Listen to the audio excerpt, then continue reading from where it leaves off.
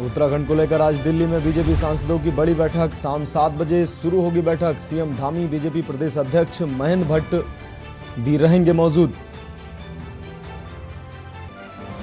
उत्तराखंड में गंगा का जलस्तर चेतावनी रेखा से पार, अलर्ट जारी। पहाड़ों पर हो रही बारिश के कारण बढ़ रहा है जलस्तर।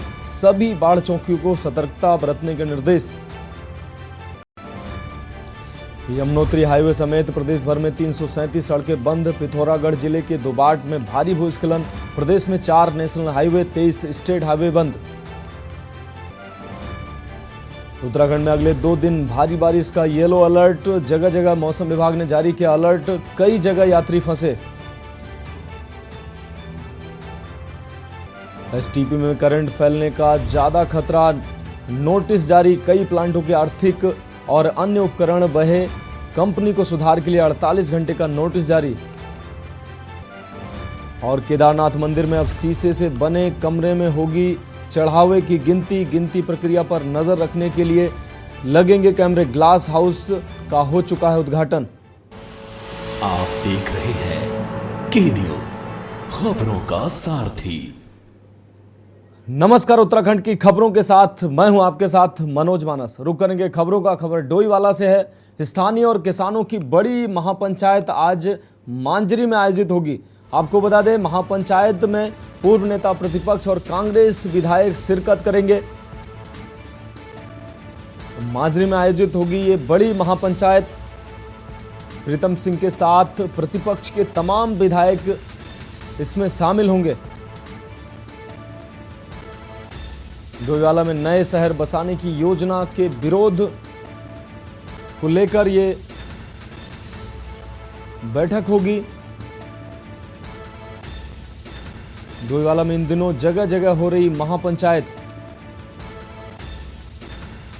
अब भाजपा के तमाम नेताओं ने भी दिया है इस बैठक को समर्थन। इस कांग्रेस शुरू से ही इस मामले को लेकर आम जन के साथ नजर आ रही थी। तो डोईवाला से इस वक्त की अहम खबर। स्थानीय और किसानों की बड़ी महापंचायत आज मांजरी में आयोजित होगी ये महापंचायत। तो डोईवाला से इस वक्त की अहम खबर आपको दिखा रहे हैं। पूर्व नेता प्रतिपक्ष और कांग्रेस विधायक इसमें शिरकत करेंगे, जबकि भाजपा के भी नेताओं का समर्थन मिलने की बात कही जा रही है। प्रीतम सिंह के साथ प्रतिपक्ष के तमाम विधायक शामिल होंगे। डोईवाला में नए शहर बसाने की योजना के विरोध स्वरूप ये महापंचायत होनी है। डोईवाला में इन दिनों जगह जगह हो रही महापंचायत।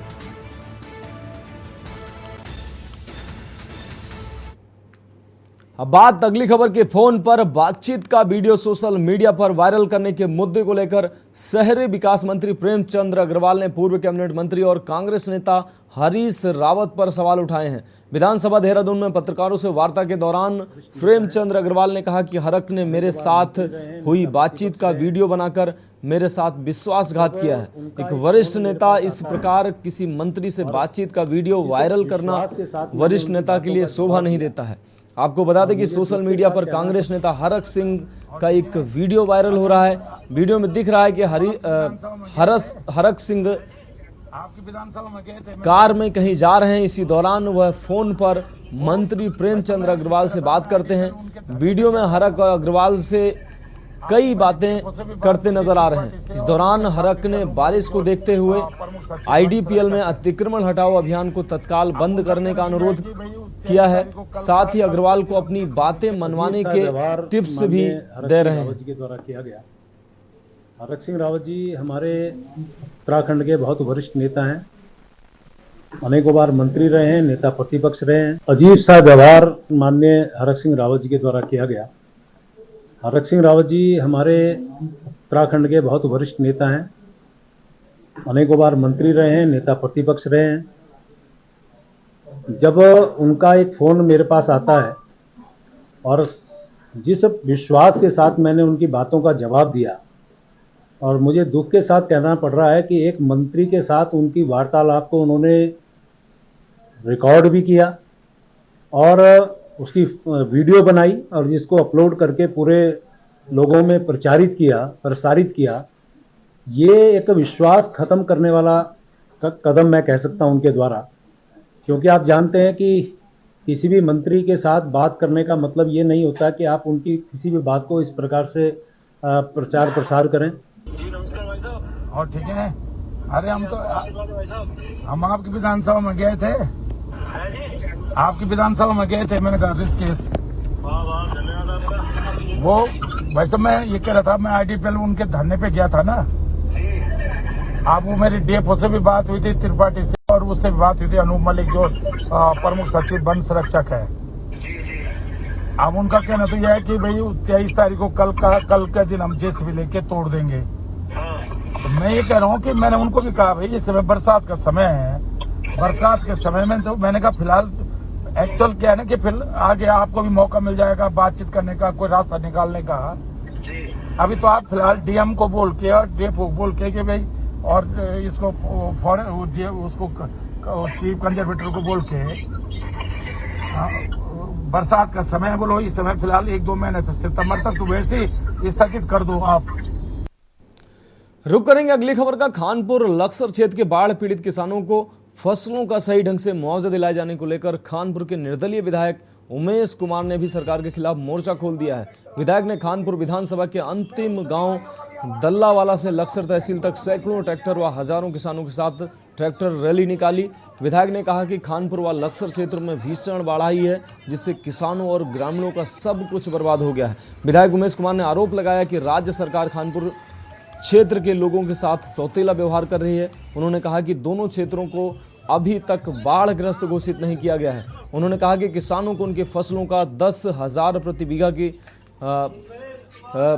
के हिसाब से मुआवजा मिलना चाहिए और सभी बाढ़ पीड़ितों की 1 वर्ष की बिजली बिल को भी माफ़ किया जाना चाहिए। उन्होंने कहा यदि उनकी मांगें पूरी नहीं होती हैं तो वह हरिद्वार की जनता के साथ मिलकर सरकार के खिलाफ बड़ा आंदोलन करेंगे। शामिल हुए, मैं उन सभी भाइयों का भी आभार प्रकट करूंगा जो आज पहली बार लक्सर तहसील के अंतर्गत आने वाले सभी गांव बाढ़ग्रस्त हैं। सरकार एक दोहरा रवैया अपना रही थी कि कुछ गांव आंशिक पीड़ित हैं और कुछ गांव पूर्णतः बाढ़ग्रस्त हैं। लक्सर तहसील के अंतर्गत आने वाला कोई भी गांव ऐसा नहीं है जिसका किसान बाढ़ग्रस्त नहीं है। किसी की 80% खेती खत्म हुई होगी, किसी की 100%। इससे कम खेती किसी की भी नहीं खत्म हुई है, इससे कम खेती किसी की भी खत्म नहीं हुई है।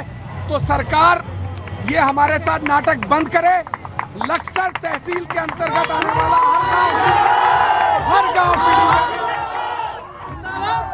हमें 11,000 रुपये प्रति बीघा मुआवजा चाहिए। अगली खबर विकासनगर से है, जहां तेज रफ्तार ट्रेवलर टेम्पो और कार में जोरदार भिड़ंत हो गई। हादसा विकासनगर बाजार में रात के करीब 12 बजे के आसपास हुआ। बताया जा रहा है कि ट्रेवलर टेम्पो कालसी से देहरादून की तरफ जा रहा था, लेकिन विकासनगर बाजार में पहुंचते ही गली से आ रही एक टेम्पो की टक्कर हो गई, जिससे ट्रेवलर टेम्पो अनियंत्रित होकर डिवाइडर से टकरा गया। अच्छी बात यह रही कि रात का समय होने के कारण बाजार में उस वक्त भीड़ नहीं थी, जिससे बड़ा हादसा होने से बच गया। इस हादसे में कोई हताहत नहीं हुआ। बता दें कि पूरा मामला विकासनगर कोतवाली क्षेत्र का है।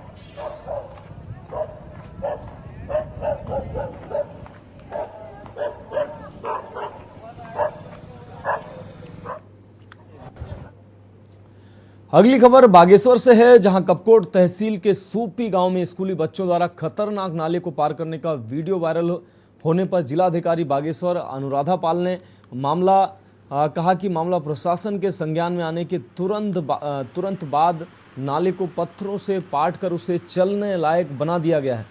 प्रेस वार्ता में जिलाधिकारी ने कहा कि जिले में आपदा की घटनाओं को लेकर प्रशासन बेहद संवेदनशील है। जिस स्थान पर वीडियो बनाकर वायरल किया जा रहा है वहां पर पहले से चलने का सही रास्ता था, लेकिन बच्चे जानबूझकर नाले को जान जोखिम में डालकर पार करते दिखाई दे रहे हैं। आपको बता दें यह जांच का विषय है, उन्होंने ऐसा बोला।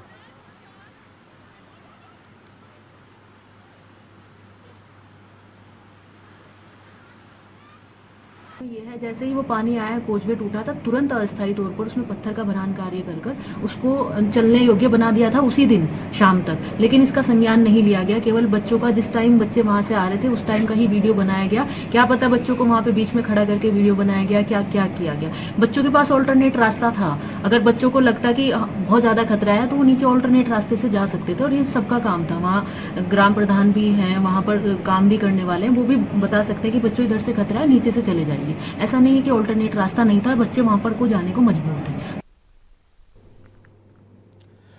अब बात अगली खबर की। पौड़ी जिले के चर्चित अंकिता भंडारी हत्याकांड में अब एडीजे कोटद्वार में अंकिता के परिजनों की तरफ से अधिवक्ता अवनीश नेगी पैरवी करेंगे। दिवंगत अंकिता भंडारी के परिजनों की मांग पर विशेष अधिवक्ता नियुक्त किए गए जितेंद्र रावत की जगह अब कोर्ट में अवनीश नेगी गुनहगारों को सजा दिलाने का काम करेंगे।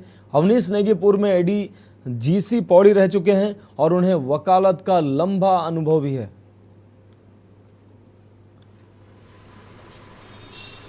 माता पिता और उत्तराखंड की जनता के द्वारा मेरे ऊपर विश्वास जताया गया है। मैं उस विश्वास को टूटने नहीं दूंगा और अपने स्तर से भरपूर कोशिश और मजबूत पैरवी इस केस में करूंगा, ताकि जो अभियुक्तगण हैं उनको कड़ी से कड़ी सजा दिलाने का प्रयास मेरे द्वारा किया जाएगा। और मैं अपेक्षा करता हूं कि मैं आप सब लोगों की अपेक्षाओं पर खरा उतरूं। नहीं, उनके द्वारा मेरे ऊपर विश्वास जताया गया है तो मैं उस विश्वास पर पूरा खरा उतरने का प्रयास करूंगा। मेरा प्रयास रहेगा कि मैं उनके भावनाओं की और जनता की जो मेरे ऊपर विश्वास है मैं उसको टूटने नहीं दूंगा। अगली खबर देहरादून से है, जहां मणिपुर हिंसा और वहां पर महिलाओं पर हुए अमानवीय अत्याचारों पर पूर्व मुख्यमंत्री हरीश रावत ने सरकार पर निशाना साधा है। उन्होंने बड़ा बयान देते हुए कहा कि मणिपुर हिंसा को लेकर केंद्र सरकार वाकई गंभीर है, तो प्रधानमंत्री नरेंद्र मोदी को देश की जनता से माफी मांगते हुए मणिपुर के मुख्यमंत्री एन बीरेंद्र सिंह को तत्काल बर्खास्त कर देना चाहिए, बल्कि बीरेंद्र सरकार पर वहां के समाज को आपस में लड़ाने का दोषी मानते हुए आपराधिक मुकदमा भी दायर होना चाहिए। वहीं पूर्व मुख्यमंत्री हरीश रावत ने मणिपुर में हुए महिलाओं के साथ अमानवीय अत्याचार को बर्बरतापूर्ण बताया और कहा कि मणिपुर में जो कुछ हुआ उसकी किसी भी सभ्य समाज और लोकतांत्रिक समाज में कल्पना नहीं की जा सकती। ये तो बहुत ही अत्यधिक बर्बर, ये किसी सभ्य समाज में, किसी लोकतांत्रिक समाज में इसकी कल्पना नहीं की जा सकती जो हुआ। और ये वहाँ की सरकार ने वोट की राजनीति के लिए, क्योंकि आप वहाँ अपना एक ऐसा अलायंस वोटर्स के साथ बनाना चाहते हैं जिसमें हमेशा वहाँ भाजपा जीत करके आ सके, उसके लिए आपने दो समुदायों को लड़ा दिया। जिस तरीके से देश में करते हैं उसी तरीके से वहाँ भी कुकीज़ और मैतेई को आपस में लड़ा दिया, और उसके लिए ये सारा वो हुआ है। रुख अगली खबर का। रुड़की के बेलड़ा प्रकरण में पुलिस द्वारा हिरासत में लिए गए भीम आर्मी भारत के राष्ट्रीय अध्यक्ष मंजीत सिंह नौटियाल की खानपुर विधायक उमेश कुमार ने तहसील पहुंचकर जमानत कराई। वापस आने के बाद मंजीत सिंह ने सभी से शांति बनाए रखने की अपील की। इसके साथ ही विधायक ने भी आगे की कानूनी तरीके से लड़ने की बात कही। बता दें कि भीम आर्मी भारत के राष्ट्रीय अध्यक्ष मंजीत सिंह नौटियाल जमानत के बाद खानपुर विधायक उमेश कुमार के कार्यालय पहुंचे। उन्होंने कहा कि शांतिपूर्ण तरीके से सब अंतिम संस्कार में शामिल होंगे और सोमवार को एक डेलीगेशन एसएसपी हरिद्वार से मिलेगा। इसके साथ ही 27 जुलाई को होने वाली महापंचायत में लोगों को जुटने की अपील की है। उन्होंने कहा कि शांतिपूर्ण तरीके से आगे बढ़ा जाएगा।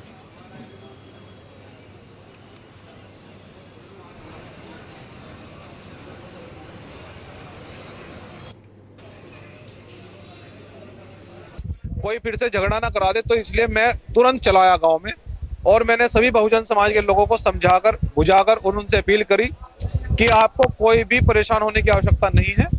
उसमें सब चीजें लीगल सेल लगा हुआ है और न्याय प्रक्रिया बड़ी मजबूती से आगे बढ़ा रहे हैं हम लोग। हमारे भाई का जो प्रमोद हमारे बीच में नहीं रहे हैं, उनका हम लोग पीएम कराकर शांतिप्रिय ढंग से हम उनका अंतिम संस्कार करेंगे। और अंतिम संस्कार के बाद जो एसएसपी हरिद्वार हैं हमारे, तो उनसे हम लोग एक डेलीगेशन बनाकर मिलेंगे और सभी तथ्यों पर गंभीरता से चर्चा करेंगे। तो इस कारण से कुछ लोगों ने, अब आप ये उनको राजनीतिक लोग समझ लीजिए या कैसे लोग समझ लीजिए, तो उन्होंने प्रशासन को गुमराह करके तो उन्होंने गलत सूचना दी। अगली खबर विकासनगर से, जहां मणिपुर में महिलाओं के साथ हुए जघन्य अपराध के मामले में आम इंसान विकास पार्टी के राष्ट्रीय अध्यक्ष अकील अहमद की अगुवाई में पार्टी की महिला मोर्चा कार्यकर्ताओं ने सेलाकुई में धरना प्रदर्शन किया है, जहां प्रदर्शनकारियों ने अपना आक्रोश प्रकट करते हुए कहा कि इस घटना की जितनी भी निंदा की जाए वह कम है।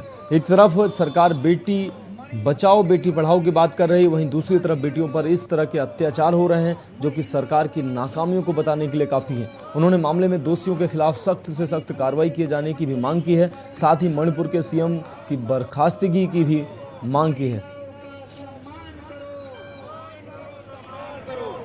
देखिए, मणिपुर के अंदर जो है एक बहुत ही शर्मनाक घटना हुई है और 4 मई को जो है घटना हुई और 4 मई से अब जो है जुलाई है, आज 21 जुलाई है या 22 जुलाई शायद।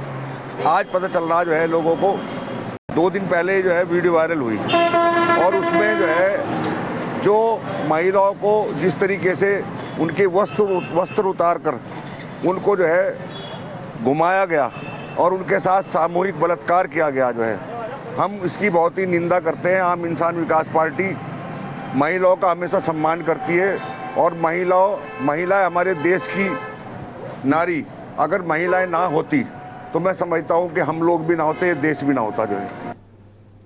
उत्तराखंड की खबरों में वक्त एक ब्रेक का है। ब्रेक के बाद जल्द हाजिर होंगे कुछ अहम खबरों के साथ। आप देख रहे हैं के न्यूज, खबरों का सारथी। ब्रेक के बाद एक बार फिर से आपका स्वागत है। बात करेंगे अगली खबर की। अगली खबर विकासनगर से है। विकासनगर तहसील अंतर्गत बाढ़वाला के राजवाला क्षेत्र में बड़े पैमाने पर हुए प्रतिबंधित प्रजाति के साल के पेड़ों के अवैध कटान मामले में हाईकोर्ट ने संबंधित भूस्वामियों से एक विदेश में रह रही भूस्वामी पर 10 लाख रुपए जमानती वारंट और लुकआउट नोटिस जारी किया है, जबकि पेड़ों के कटान समयावधि पर तैनात संबंधित विभागों के अधिकारियों व कर्मचारियों पर विभागीय जांच कर कार्रवाई किए जाने के आदेश भी दिए हैं। दरअसल आपको बता दें कि 2015 से 2021 के दौरान विकासनगर तहसील अंतर्गत बाढ़वाला के राजवाला में जंगल के रूप में दर्ज निजी नाप भूमि पर खड़े प्रतिबंधित प्रजाति के साल के सैकड़ों पेड़ों पर अवैध कटान कर ठिकाने लगा दिया गया। आरोप है कि इस मामले पर संबंधित विभाग न केवल चुप्पी साधे रहा बल्कि विभागीय मिलीभगत से एक बड़े भूभाग पर समतलीकरण भी कर दिया गया। इसके चलते विकासनगर निवासी सामाजिक कार्यकर्ता राकेश तोमर द्वारा हाई कोर्ट में जनहित याचिका दायर की गई है। वहीं दूसरी ओर उन्होंने यह भी आरोप लगाया है इतना सब कुछ हो जाने के बावजूद भी उक्त भूमि से लगते जंगल से अवैध कटान किया जा रहा है, जिसमें मौजूदा डीएफओ की भी भूमिका संदेह के घेरे में है।